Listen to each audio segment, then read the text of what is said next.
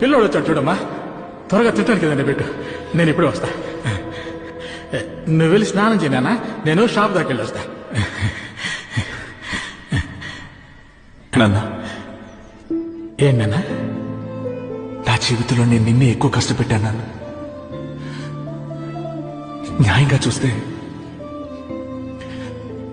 నువ్వే నా మీద ఎక్కువ కోప్పడాలి నాన్న.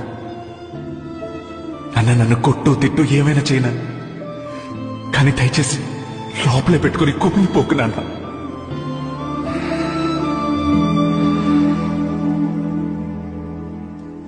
చిన్న వయసులో ఊళ్ళో పరుగు పందెంలో పాల్గొన్నప్పుడు నా పక్కన పరిగెట్టేవాడు వాడు గెలవాలని నన్ను తోసేసి పరిగెట్టాడు నాన్న. ఆ రోజు ఎరిగిన కాలు ఇంకా నేను కుంటుకుంటాను నడుస్తున్నాను.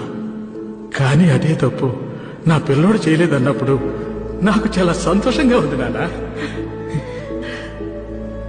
నీకేమైనా పర్వాలేదు, ఆ పిల్లోడి జీవితం నాశనం కాకూడదని అందరి ముందు తప్పు ఒప్పుకున్నావు చూడు, అప్పుడే నువ్వు నా కొడుకు అనిపించావు. ఇప్పుడు నేను బాధపడద్దు నాన్న, తిరిగి లేచి పరిగెట్టు. నాన్న నేనున్నాను, చూసుకుందాం.